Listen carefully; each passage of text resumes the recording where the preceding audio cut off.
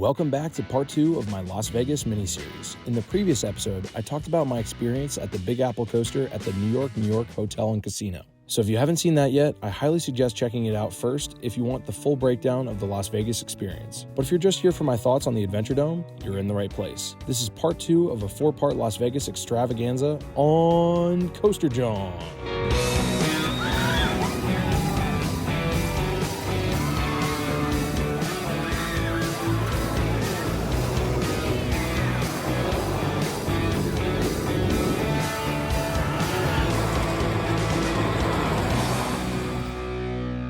First off, to all my loyal Coaster John army of subscribers, thank you so much for returning for another video. But if this is all brand new to you, please consider subscribing to Coaster John and liking this video so I can keep making theme park content just like this. Anyways, back to the show. After that quick visit to New York, as well as a few beverages from the casino bar, it was time for an Uber ride up the strip to the Adventuredome.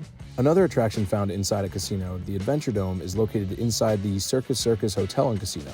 What sets the Adventuredome apart from the Big Apple coaster is that it's a full-fledged indoor amusement park, as opposed to a one-off attraction. The Adventuredome is a really cool place to visit. I'd say that if you only have time to visit one amusement-focused destination in Las Vegas, I would choose to go here.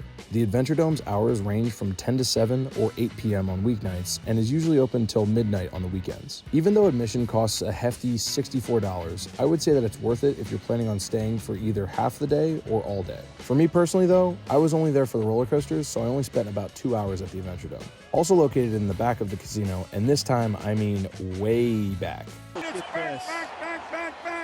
back, oh, way back toward the pool. Back. The Adventuredome is a really nicely air-conditioned and well-themed indoor park. The glass of the dome is pink, which gives off a cool pinkish hue over the park. The Adventuredome has an impressive collection of flat rides, including a Nebulaz and Disco by Zamperla, a Chance Rides drop tower, and much more. The most prominent feature of the park, however, is a giant canyon structure in the middle that towers over everything. Intertwining with the canyon are the park's 2 headlining roller coasters, Canyon Blaster and El Loco. To get a good feel for both, I got 5 rides on each coaster, both of which are some of the best indoor coasters you'll find anywhere. When I first got there though, I had a really tough time finding the ride entrances. To get to both of the roller coasters, you have to go to the very back of the park and either go up the stairs or ramp. The first entrance I could find was El Loco's, so that was the first one I got on. Built by S&S in 2014, El Loco is an aptly named El Loco model coaster. Designed by the legendary roller coaster designer Alan Schilke, El Loco features some of Schilke's greatest hits, with strong airtime and hangtime moments. Standing at a height of 90 feet tall, or 27 meters, El Loco reaches speeds of 45 miles per hour, or 72 kilometers per hour, and only features a lap bar. Perfect. With only 4 seats per train, it's impossible to have a bad seat. El Loco's trains also have onboard audio, which plays music during the ride, which is cool but can be annoying and headache-inducing during re-rides. El Loco quickly climbs up its steep lift hill, makes a strong turn to the left, which gives laterals similar to a Wild Mouse, and then plunges riders down a beyond vertical 111-degree drop, which flings you out of your seat with strong ejector airtime.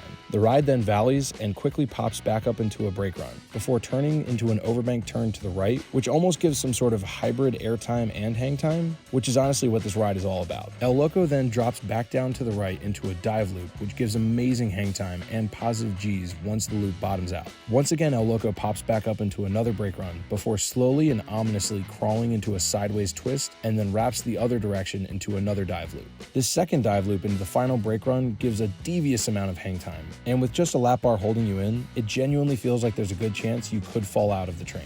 El Loco has some of the best and strongest forces I've ever felt on a coaster, and is in my opinion the best ride in Las Vegas. Seriously strong airtime and hang time. I love this ride, and I give it an 8.5 out of 10, making it the only coaster in Vegas to break my top 100 coasters. After a couple rides on El Loco, I headed across the way to the park's OG coaster, Canyon Blaster, an aero looping coaster opening with the park in 1993. While both coasters are in the vicinity of the canyon structure, Canyon Blaster, as the name would suggest, is very clearly the ride that the canyon was built for. Canyon Blaster weaves in and around the canyon constantly and maneuvers across the entire park, giving some very photogenic moments. As a looping coaster, naturally, Canyon Blaster focuses on inversions. Canyon Blaster climbs 94 feet or 28 meters to the top of the Adventuredome, where you can actually feel the temperature difference as all the hot air rises to the top of the dome, which I thought thought was pretty cool. Canyon Blaster then drops off the lift, turns to the left, and drops 66 feet or 20 meters, hits its top speed of 41 miles per hour or 65 kilometers per hour, and goes into 2 powerful vertical loops. The first drop gives some really good airtime in the back,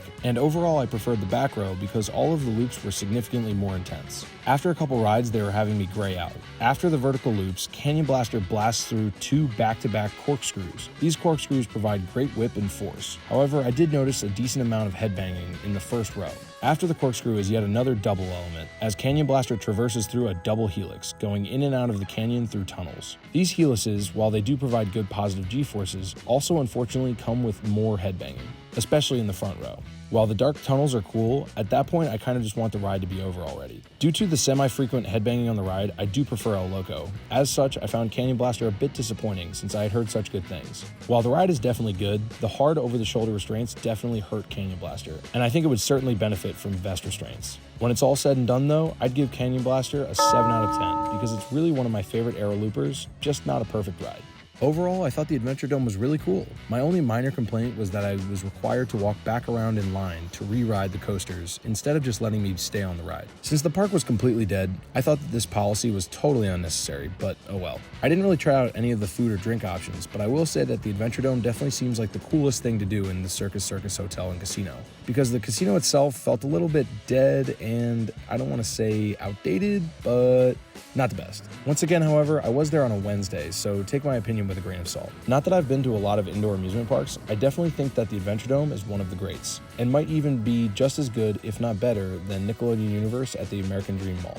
And those were my thoughts on the Adventuredome, El Loco, and Canyon Blaster. As mentioned before, this is part 2 of my 4-part Las Vegas mini-series, so if you want to hear more about all the attractions Las Vegas has to offer, please go check out the other videos in this series. Up next is my experience at the Stratosphere, which was, spoiler alert, absolutely terrifying. And later on, I'll be reviewing the High Roller Observation Wheel as well as other touristy Las Vegas activities. Until then, this has been Coaster John.